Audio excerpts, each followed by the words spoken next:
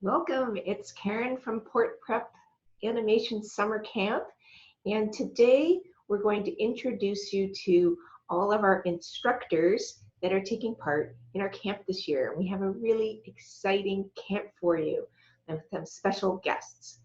And so today I wanted to tell you a little bit about why our instructors love to participate in the camp and what they hope that you'll get out of their classes. And also they'll tell you a little bit about their careers and what they've been working on, so you can get an idea of what it's like to work in animation, illustration, interior design, art instruction, concept art, all of these things that our teachers are involved in. And that might help you make your decision as well on what you might want to study. And if our summer camp might be a good choice for you to help you either figure out what you want to do or just start building some skills or find out how to make a portfolio so that you can get accepted into an animation program or maybe illustration in special effects. So sort of figure out what you want to do and get a real sense of the kind of skills you need and how to develop them. So I created this summer camp with Garth Laidlaw. He's a graduate from Sheridan Animation, and we made it about 5 years ago. We love running this camp so much, and you're going to be able to meet him and see his work today. And we made it because we found we were getting a lot of requests for students to learn how to make their portfolio, and we realized, to leave it to the fall and to start trying to teach you the skills, it's just so much in such a short period of time. It's often not enough time. It takes a while to build the skills. And so we made this camp in a response to creating the kinds of education that students need to pursue a career in animation and how to make a portfolio so they can study in some of the better programs. Because there's a lot of great skills that you can learn from art fundamentals or art foundation programs, but a lot of times they don't focus enough on animation skills and what you need to make the portfolio to get into Sheridan Animation or CalArts or Ringling. So we've made a program that teaches the kinds of drawing skills, story making skills, drawing of all the different types you need for making a portfolio. We do focus a lot on Sheridan because we're located near it, and we do have instructors that teach at Sheridan or have taught there, or graduates from that program. And I used to teach in the illustration program and lots of other programs there, as well as at Humber and Conestoga. So I'm the fundamentals teacher, and I teach how to draw well, how to observe well, how to build a methodology so that you can draw accurately with confidence. So the reason that I love to participate in the camp is mostly I just love to encourage you and your families to know that this is really a viable study path for you to go into animation or illustration. And I want students to come out with confidence and knowing what to do in the coming year or years if it takes that, which sometimes it does. So the top takeaway I want students to get from my class, I would say, is, the confidence and the know-how to draw what they see accurately and know how to get that on the page, so that you can be able to draw out of your imaginations and create your stories and your characters with success. And then I'd like to tell you a little bit about my work. So I'm a fine artist and an interior designer. I'm an architectural illustrator. And so I thought I'd show you a little bit of the history of my work so you can get a sense of who I am and the instruction you would receive from me. So I'm going to just do a little screen share here and show you some of my recent work. Okay, so I'm just going to do a slideshow here. right, so I've got tons of experience teaching, and basically that's what I love. I mean, I love being part of a design career, and I love being an artist and an illustrator, but my top love is teaching. So, but I started out studying interior design, but I always loved fine art. So I've studied both interior design and fine art, and I've studied in Paris and in Florence, as well as in Toronto and at University of Guelph. And so here's a few of my fine art paintings. I love the history of art, like the learning from the masters. That was something I really enjoyed. And yeah, I could have a second career as a art forger, but I wouldn't dare do that. But I do love learning from the great masters.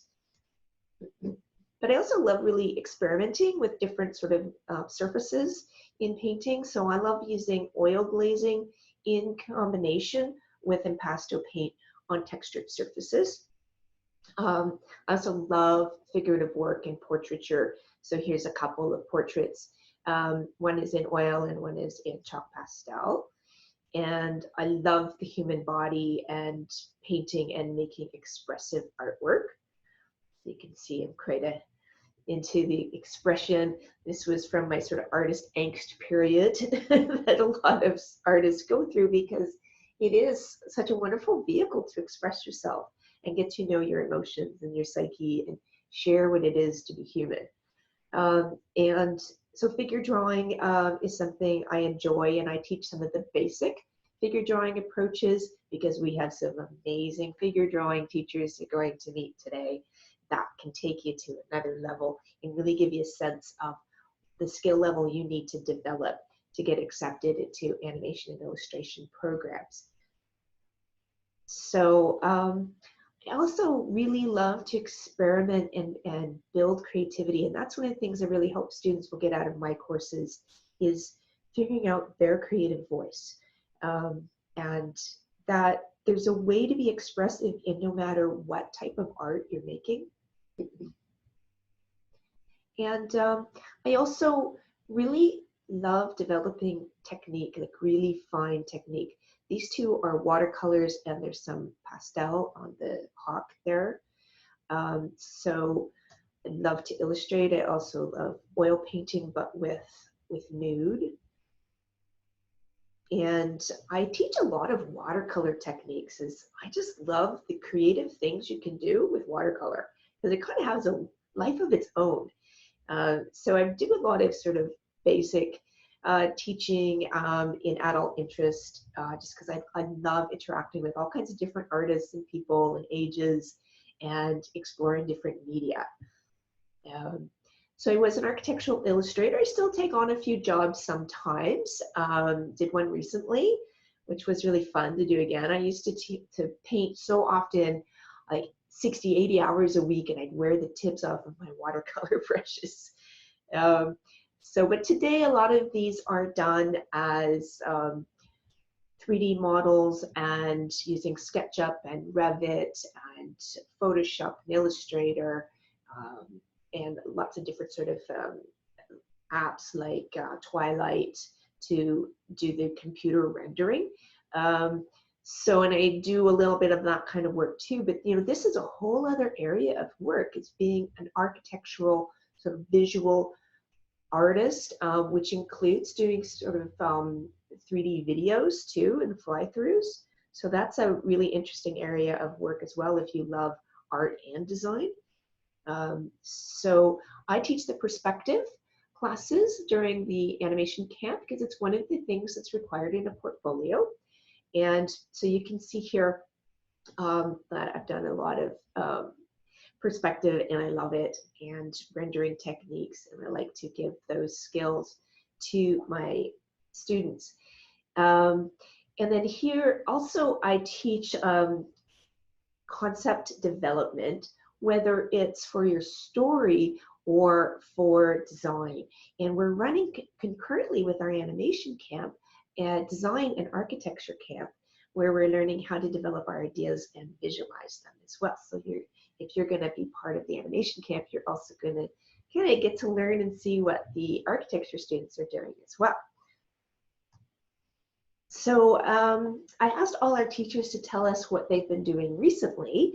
And so what job I recently did was a home rendering in watercolor, where today, like I said, most of the time you're done on the computer.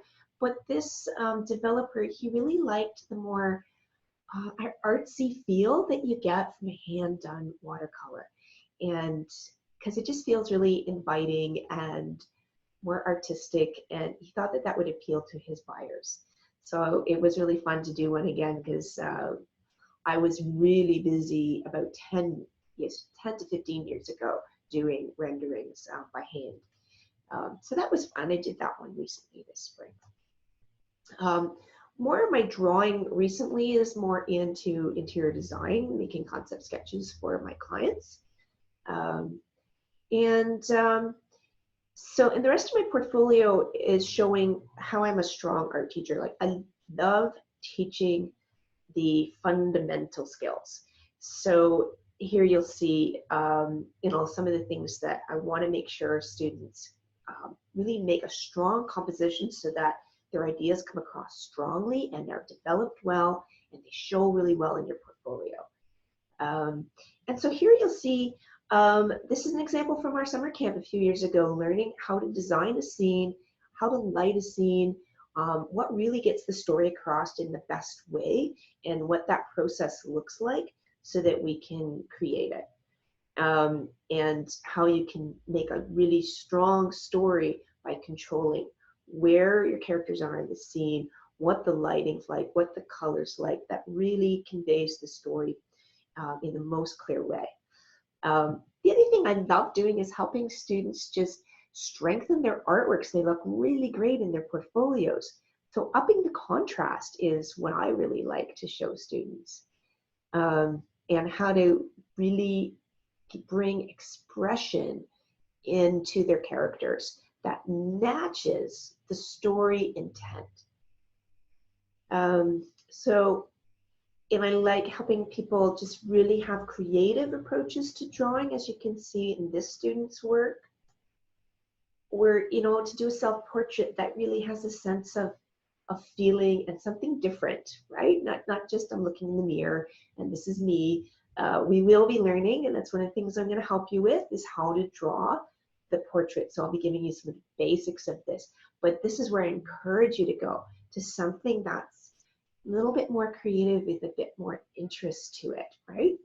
Because that's what really shows well in a portfolio and helps you build your confidence as an artist, right? And it doesn't matter what your level is. You can start at complete, no experience, like this girl from Vietnam, and how she developed her skills and became quite expressive and much more modern in what she was doing and more mature. So she ended up going into graphic design in Singapore. Here's a guy that came to our camp a few years ago. Only could draw stick people before, amazing storytelling, but he was left with having to do stick people. And then after just using my study guide, Drawn to Success study guide, 2 weeks before the camp, he did those exercises, did our 2-week camp, and look at the self-portrait and the caricature he did. Like, he was so happy. And I would want this for you guys too. So you don't have to have a ton of experience, just enough and a willingness to learn, and a love for story and animation, and wanting to learn how to draw. So, and you can see what you can do. So here's some expressive portraits that we learn. So it's one of the things I'll be teaching you. I'll also give you an introduction on how to draw hands. And then we're going to have Werner Zimmerman teach you the anatomy of the hand and how to draw them really well. And you can see some excellent results of before and after in some of our past students. And Sam here, he came to us years ago, quite a complete beginner, and ended up with a job in New York City in advertising, and he's so happy now. I've studied in Italy and in Florence and figure drawing, And here's some examples of some basic figure drawing. This was one of our students who got into CalArts this year, so congratulations to him. I'll be teaching you some gesture drawing, which is really important to animation, be able to draw quickly, capture movement and mood. So I'll be teaching you some basics about figure drawing and then handing you over to Garth and Werner and Mark Thurman. You're going to meet, see his work today, and what an amazing instructor he is. He teaches at Sheridan Animation in figure drawing, and Garth is going to tell you a bit about him.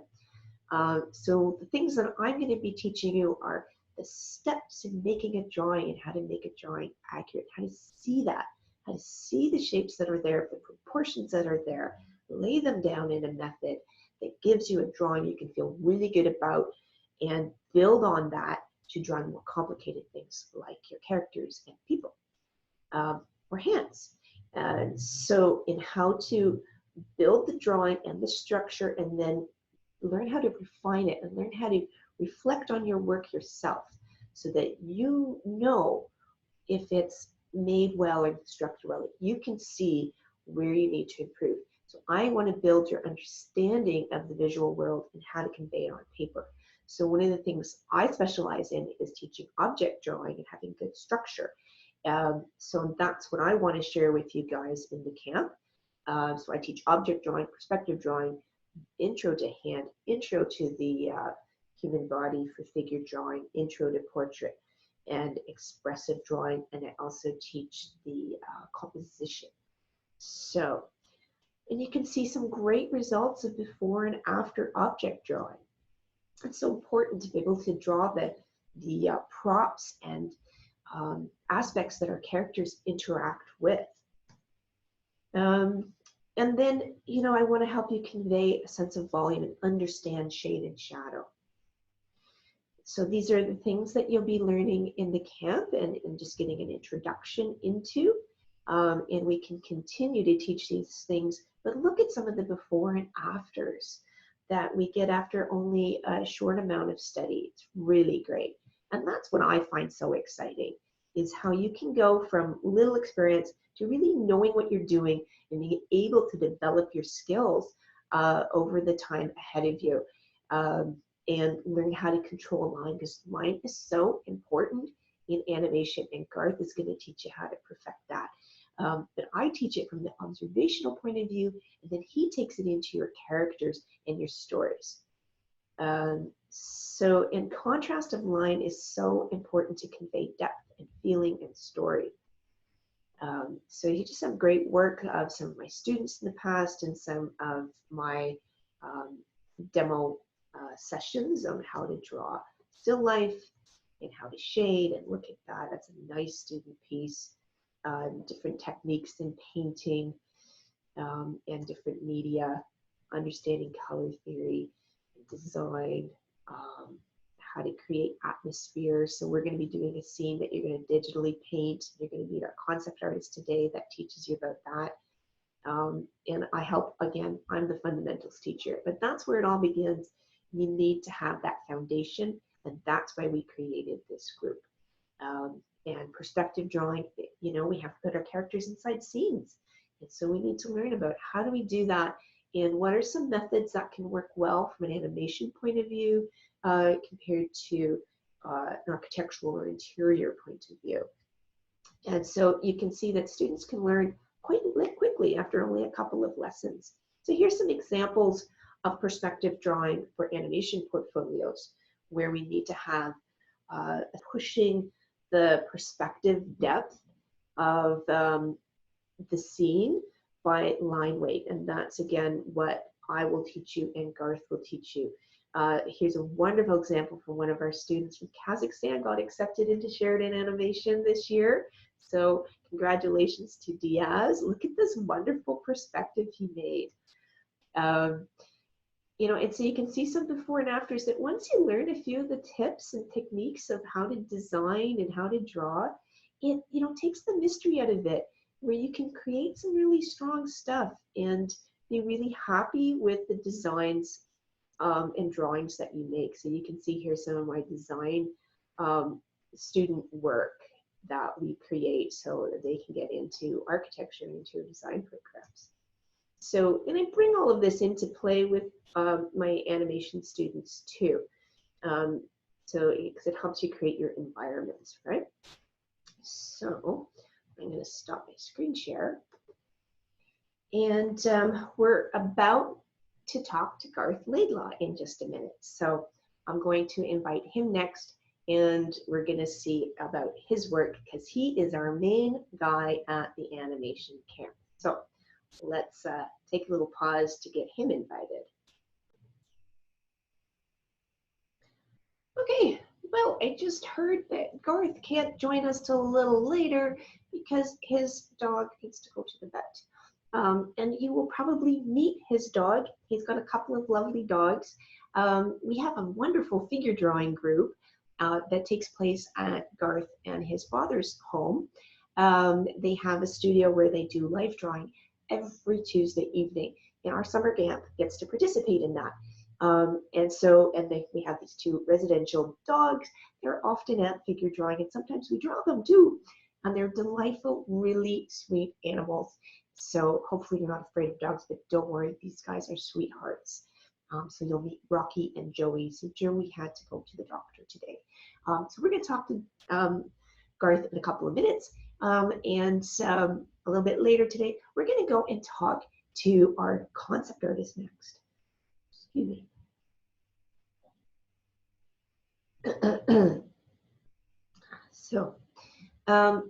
So we're going to talk to our concept artist next, Anthony DiGiovanni, and he's a wonderful concept artist who, well, he's going to tell you all about his work, and you will be amazed. But what I love about working with Anthony is the results he gets with our students. The before and afters are honestly amazing.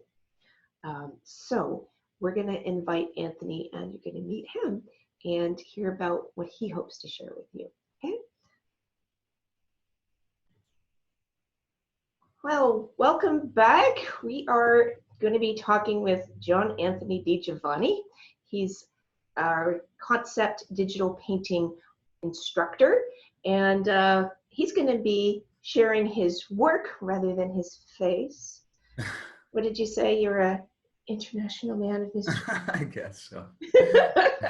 Yeah, I never have a webcam for these things. So Anthony, we would love to hear why you love to participate in our summer camp and what your top takeaway that you hope the students will take from the workshops you're teaching.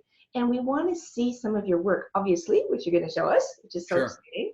And hear maybe a bit about some of your most recent work that you've been doing, what you're excited about in the area of art in your career as a concept artist. Okay, great. So what was the first question again? So our first question is, we want to know, why do you like to participate in the animation summer camp? This has been, let's see, is this your fourth year? This will be 4, I believe, yeah.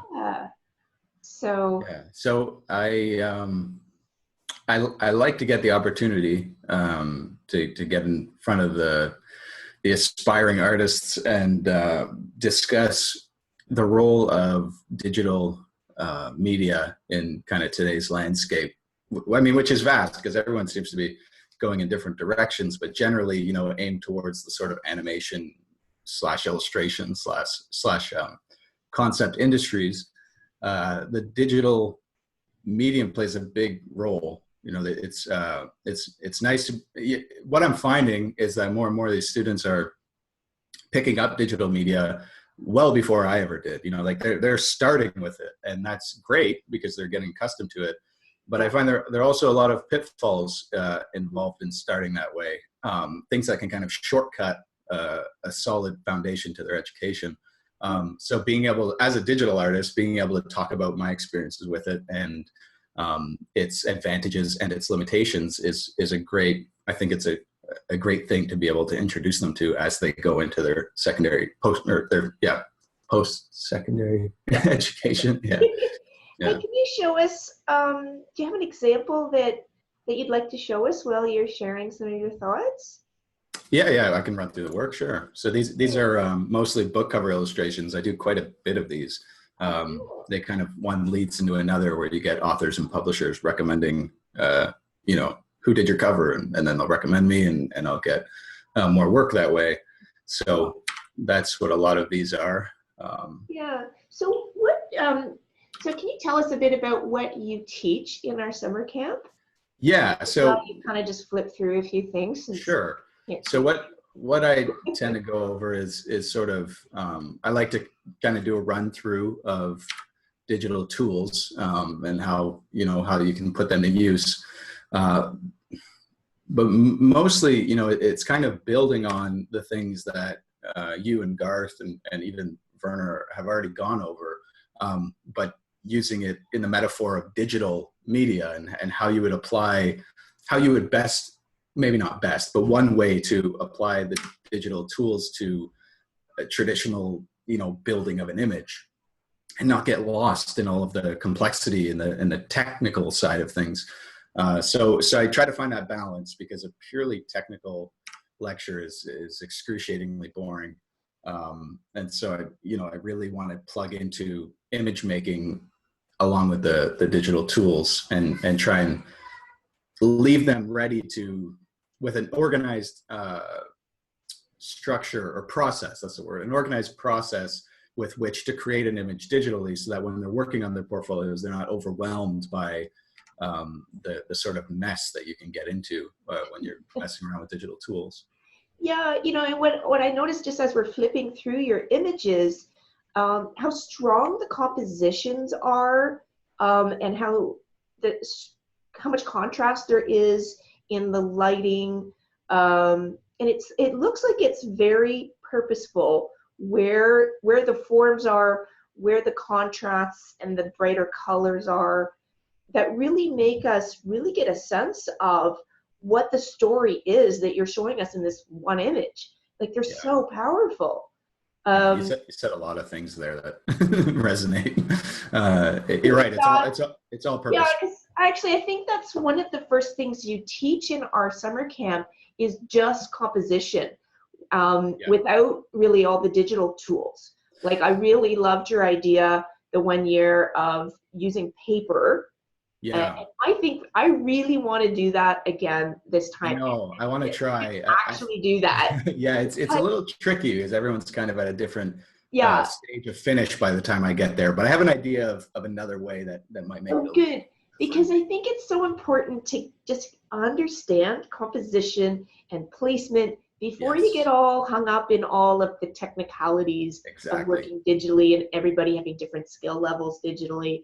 Yeah. Because that's what makes your images, one, that you can draw really well, that takes time, paint, but mostly what I think works so well is your understanding of how to convey a story through placement and the lighting changes and the color changes. Yeah. So that's, I think, one of the main things you teach. It's a good half of what you teach, I think. It is. The technical takes a while. It's very difficult, because I'm coming in to teach digital work, but it always gets me, because the whole digital thing is just another tool. I think there's a bit of an illusion that and I definitely was tricked by this as I was developing, and I'd see an image that was done digitally, and right away I'd think, oh, if I could just get that program, and if I could just get that tablet, I'll be able to do that. And it never worked out that way, of course, because it's like saying, I can't draw, but if I go buy $500 worth of oil painting easels and paint and all that, then for sure I'm going to make a great image. And it's just, those foundational skills are what rise up through any medium. And so it is a balance, like you said, of teaching, composition and value and story, which I think is the key. And also introducing some digital techniques, so that when they do try to attempt it digitally, they're not lost. Yeah, and that's one thing I really love about your instruction, is that you've got this great balance between storytelling, composition, value, and the technical. But that I like that you can teach technical, like how to digitally paint without having to have, you know, a really expensive drawing tablet like a Cintiq or something. That, you know, it's so approachable for students that you can teach them how to use a smaller digital pad like the Intuos or something like Yeah, that. well, that's what I use. I mean, I don't even use the Cintiq.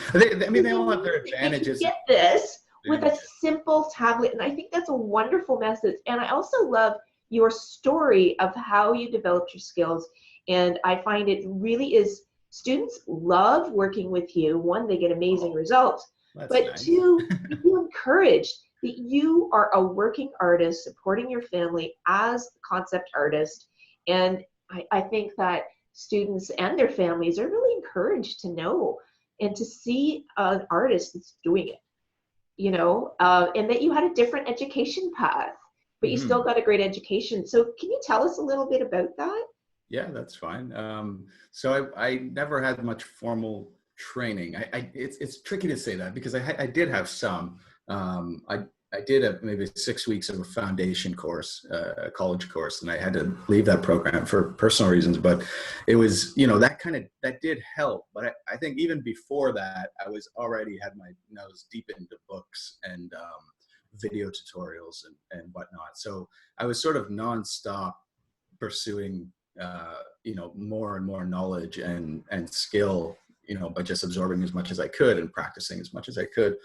And then, you know, I'm kind of right in this, I'm right at the age, I don't know how it all plays out, but this sort of flood of online training and online resources that became available when I was really getting serious about my development, we sort of connected, and I managed, there's a painting instructor, a painter, sorry, an illustrator who did a lot of work for National Geographic and did these massive, beautiful pirate paintings.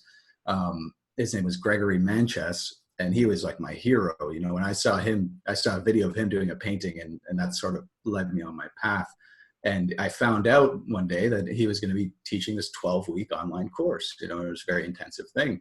And I thought, man, like that would be amazing, you know, but I could never do that. And my parents, I had great supportive parents. They said, you know, do it. If you can't afford it by the time the tuition comes around, we'll spot you. So they kind of gave me that you know, safety net. But I managed to raise the money and get paid for the course, and it was phenomenal. So even though my foundations weren't where they needed to be professional, I was learning from this master illustrator who was focused more on saying, you know, you can go get the foundations, but that'll take time to build those up. But for now, learn how to make a good image, even if it's just with basic stick figures or simple shapes, or even if you have to trace things to start learning. But learn how to compose an image with value and shape and composition, and then, you know, you can build up your drawing skills to make it all work together. So that was really eye-opening for me, and that's where I started thinking composition first, even while I built up those other skills. And then from there, it was just, you know, that was 12 weeks. And then it's interesting. I just came back from a workshop, and that was in 2012. And I just did a workshop called the Illustration Masterclass, and Gregory Manchess was there. And so I got to meet him again after 7 years. And he was just like, man, you know, you must have had your head down working for 7 years. And he was very, very impressed. You know, I say that humbly, but he was impressed that I, you know, taken the information from that class and just built on it nonstop, because it is difficult. You know, over those 7 years, I was very discouraged, or I would lose interest sometimes. And it wasn't like a clear, you know, it wasn't like a Rocky montage. I was like building up my skills, and then boom, I was great. It really was a lot of ups and downs, but you know, if you stick to it and you find good training, I think that So really you've helps. taken different courses online then? Yeah. Plus, you are very studious the way you teach yourself. Can you tell us how, like, for example, I remember you sharing that you would look at great painters like John Singer Sargent, for example, and you kind of take apart how did he make an image, even though he was painting, you know, classically, and how would you paint that digitally, just to train yourself. Like, you're very disciplined. That, like, there's more than one way to get an education. It can be online. It doesn't have to be in a bricks and mortar school. It's good to do that, and it's great that you it's helpful. get OSAP funding and study full time, which is great. Yeah. But if you have the will and somebody to teach you the way, and that desire to learn and self-teach too, you know, it's so doable that you're making a living as an artist. And look at these amazing images. Yeah. So where else did you study then? Well, after that 12-week course, it was there was a good chunk of time where I didn't do anything but work on my own. And then the next kind of big thing was I got to do a one-on-one. It was 4 sessions. So it's interesting because, you know, I say I studied it, but they were very short durations, these things. You know, 12 weeks isn't all that long of a time, but when it's 12 weeks and every week you get one-on-one feedback from a true, you know, master, and I don't really use that word lightly, they give you all this information, and then you just need to work it. So after that, I studied with another, you know, illustrator concept artist named Craig Mullins, who is really, you know, I mean, he's been called the godfather of digital paintings. He wow. in some ways invented the whole idea, or he was one of the people anyways. And so I got one-on-one feedback with him. And the great thing about that structure is that, you know, you work for years on your own. Maybe you can shorten it, that'd be good. But for me, it was years. And then you learn, and then you put your work in front of someone who really knows what they're doing, and they get to kind of take apart where you're still going wrong. You know, it's like a check-in where someone looks at your work and says, well, you know, maybe you could try this, and this, and you go, oh, and then you take their feedback and you work for another year, and then you go get more feedback from them or someone else. And that's how you know, because when you're studying on your own, that's the biggest downside, is that you don't have anyone checking your work to make sure you're not going down, you know, paths that aren't helpful. So when you check in, I like checking in with the people I consider to be the best of the best, because then I get the best feedback, right? That's great. So that's kind of been my process. Yeah. Can you show us some more work? Sure. Yeah. And so what do you hope from so you're teaching it's 2 courses with us this time. It's the intro to composition, and that sort of visual storytelling, and then digital painting 1, because you're going to give them that sort of that basics. Yeah. Garth is going to take what they've created with you and then take it to continuing to develop their digital painting skills. So what, from those 2 workshops that you're going to teach the campers this year, what do you hope that they get out of it? What would the top takeaway from just taking 2 workshops with you?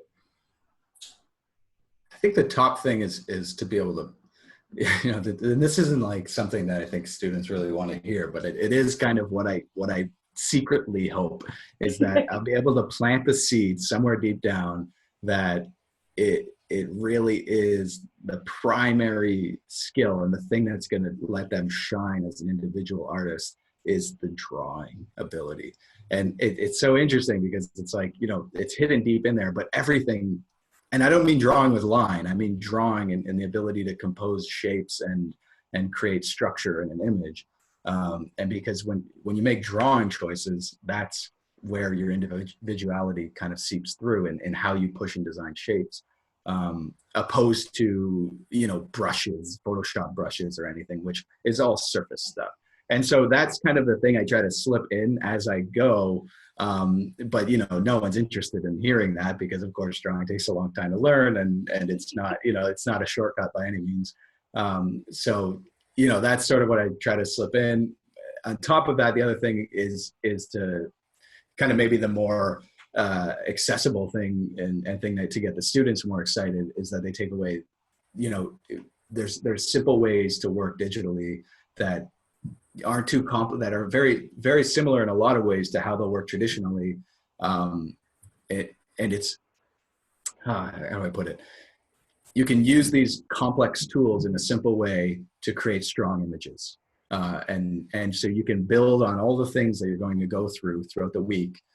Before I even get there, you can take all of that and, use some simple digital techniques and strong image making philosophies, and you can create good images, even for a portfolio, even to get into school. And it doesn't have to take too much time. And, you don't have to be a master draftsman right away. You can build up.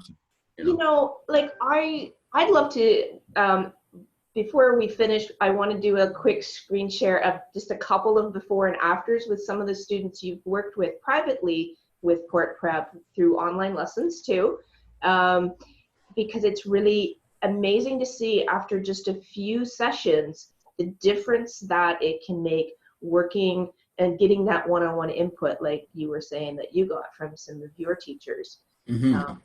Wow, you have done so much work. I'm getting more into this keyframe and film development for live action film work. So I want to show a bit of that. I can't talk too much. So that kind of brings us to our last question. Like, what's the most recent thing you've been doing, and what are you excited about in your sort of field of concept art? Where do you see your future going, or what are you excited about? Yeah, so I'm still working a lot in I'm doing a lot of illustration works and book covers, and I showed some images that were for gaming manuals and Dungeons and Dragons and that sort of thing. But what I'm kind of starting to transition into or include in my work now is more, when I show that Robocop piece, it's more of these sort of mood pieces or the key images, which is it's concept illustration that helps give a feel of a movie project. So there's character design, there's development work, there's all these different phases in the making of a movie, and I'm working on building up my portfolio to get more work in this sort of thing. So still illustration, but it's to serve a purpose of storytelling and a filmmaking analogy. So I mean, I've been talking to people and people in the industry and moving in that direction. So that's where things are headed. So probably next year, not this year, I wouldn't be able to show much, but next year I'll be able to talk a lot more about that. Cool. Well, we're going to look forward to seeing that. Yeah. We did an interview, you and I, several years ago, I think when you kind of first started with us. Mm-hmm. And that it is one of the videos gets the highest views on my YouTube channel was with you. Yeah. People are really interested in concept art and in working digitally. And there's something about that interview and seeing your work that people found really exciting. Good. So I'm glad. There you go. So is there anything else that you'd like to share with us today? No, I mean, as far as work goes, I think I ran through quite a gamut, but I'm excited to meet everyone. I think it's great to be able to introduce students to this, and then in a selfish way too. I always learn quite a bit from having to break things down and simplify. So. Yeah, I find that too in being a teacher, that I learn. I don't know. There's something that happens when you teach something that where it more deeply. Be able to articulate it in a simple way where that students can have success with it. And it's just so exciting to see the results. And so a lot of things, like our camp, it's 2 weeks, it's very intensive, but you get an introduction to all the different types of drawing, storytelling, character design, concept art, a little bit about animation. Like, we're touching on all these different things or skills that students need to develop to make an animation or illustration portfolio, or even just to explore what do they love as a creative person? What do they want to go into in their futures? It's just this first taste of all these different things. There's no way they can master it with 2 lessons with you, but no, they exactly. get excited by it and start to have a language to use, and they can see where it can go for people that you started, just like them, you did half a year of art fundamentals, and then you kept on your own learning path, you know, through online learning and a lot of practice and dedication, and obviously some talent and skill. You know, like That's always a tricky one to get into. But yeah, yeah. I mean, I can't account for any of that, but I can account for the hard work that was involved. That's for sure. yeah, and I think you have a gift for teaching, and I would love to do a quick screen share if you want to finish yours, because I want to Sure. show people, like, out of a couple of lessons, the difference it made when you helped a couple of our students. Yeah, I'm just gonna, let's see, I want to present. Oh yeah, Lily, she was great. She did great. Where do you go to present? Slideshow. From current slide. So this was one of our students that you worked with online, and this was one of her sort of earlier versions, and it wasn't her first version, but how many, I don't know if you remember how many lessons you did with her. It wasn't that many. Well, maybe 4, maybe 3 or 4. Yeah, so Yeah. to go from, you know, taking her idea and then trying to figure out what's the best way to articulate her idea and really pull us into the story. And, you know, like, she went through several sort of variations of some earlier concepts, but what you ended up with, you know, you can see that it's not just the idea, it's not just techniques, it's how to compose it, how to draw people into the story, what sort of choices you have to make to really pull it across. And it's so poignant. Like, you really get into this character and what he's feeling so much more in this view of it than in this earlier view. Mm-hmm. But yeah, you know, it's I mean, the difference is, especially with her first version, is you can really see, like, a lot of the things that I talk about with digital painting, and when I look at it, I can just see there's the struggle, you know, of trying to balance all these tools and trying to make everything work. So in order to get where we got, it was really a process of breaking things down into a process so that you can work one thing at a time, and you know, separate the elements so that you can build the image up without getting overwhelmed by trying to do everything all at once with the color and the shape and the drawing and composition. So that's yeah. So, you know, you have a gift for teaching, and if you can get from there to this end result in only a few lessons, I really think it's really worth it for the students to work with you, or somebody like you found a master that really made a difference for you. And this is when I find it so amazing, because I think it really helps to get it, if you do choose to go to school and you need to make that portfolio. I think it really helps to have at least one image that's just really well composed, that really draws us into the story and the feeling of those characters.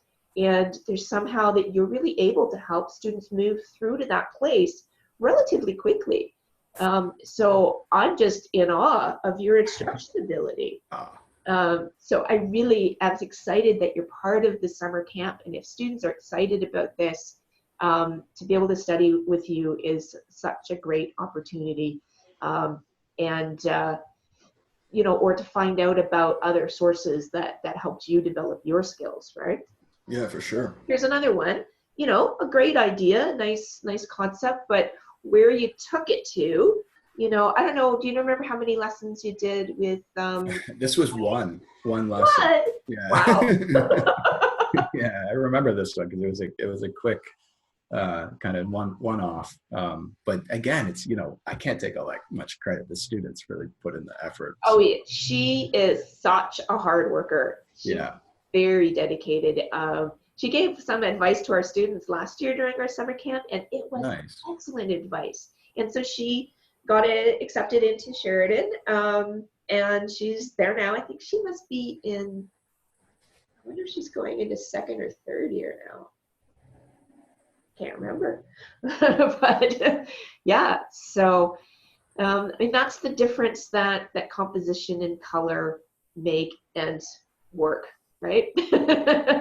Yeah, it's just a little bit of planning and just a little bit of thinking it through a little bit more. You know, that's kind of the step that I think even myself is want to rush into painting the thing, but you know, more often it's more time thinking, less time painting, you know, and that's what will get you there. It's really interesting. It's cool. Well, thank you for taking a little bit of time out of your day to tell us about your work and what you'll be doing with our students at the summer camp. So I really appreciate you taking a little bit of time to share with us. It's just amazing. Every time I see your portfolio, it's grown more. That's the idea. Yeah. That's the idea, yeah. So, and do you honestly work full time as a concept artist? Yes, I don't do anything else. It's an illustrator. Really, I'd say illustrator more. I mean, Okay. yeah, the concept art's a part of it. It's Right. it's an interesting distinction because there are a lot of facets of concept art and illustration, and both can be kind of misconstrued. So I'm kind of right on the line as I'm an illustrator, and perhaps I'd say a concept illustrator. So Oh yeah. and that's something I didn't talk about. I do a lot of work in theme park development too. Right. And that's concept illustration, really, because where they'll give me, Yes. they've already done the concept design, so they've already designed out the park, but they need someone to kind of bring it to life in a painting, Yeah. and that's where I come in as the illustrating their concept. Yeah. So yeah, it's different sort of sections to what yeah. There's these kind of concept subsets in the art labels. or illustration or concept illustration are. Yeah, It'd be good to but do a session sometimes just on that. So yeah, even what for the options myself, are. even for myself, sometimes to try to figure out what the proper label is. But yeah, but regardless, I do paint pictures full time for a living and to support my family. So It's so exciting to know yeah. that that's possible, because I think sometimes students feel kind of discouraged. They worry whether they can make a living as an artist. And it's just feels great to know that it's possible. You know, and I think it encourages the students and it encourages the parents to feel that it's a safe bet to support them. But it does take education and discipline, and you have that. You found the right way for you to learn it, and you've put in the work, and you've got the resourcefulness that has led you to find the work and to keep working. So congratulations to you. You're super inspiring to all of us. So thanks for your time today. Thank and we you. look forward to seeing you this summer. Yeah, I can't wait. All right. Bye for now. Have a great day. Bye-bye.